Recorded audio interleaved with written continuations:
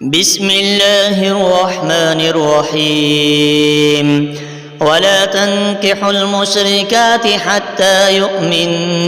ولأمة مؤمنة خير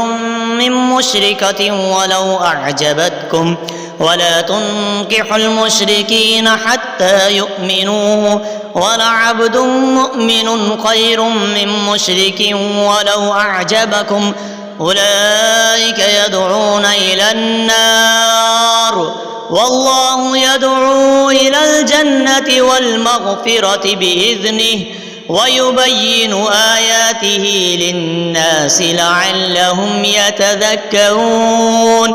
ويسألونك عن المحيض قل هو أذى فاعتزلوا النساء في المحيض ولا تقربوهن حتى يطهرن فإذا تطهرن فأتوهن من حيث أمركم الله إن الله يحب التوابين ويحب المتطهرين نساؤكم حرث لكم فأتوا حرثكم أنى شئتم وقدموا لأنفسكم واتقوا الله واعلموا أنكم ملاقوه وبشر المؤمنين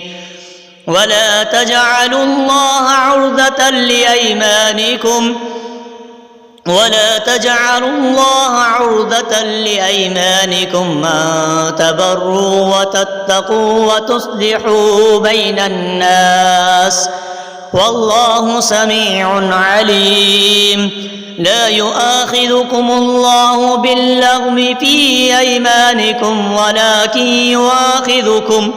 ولكن يؤاخذكم بما كسبت قلوبكم والله غفور حليم للذين يؤلون من نسائهم تربص 4 أشهر فإن فاءوا فإن الله غفور رحيم وإن عزموا الطلاق فإن الله سميع عليم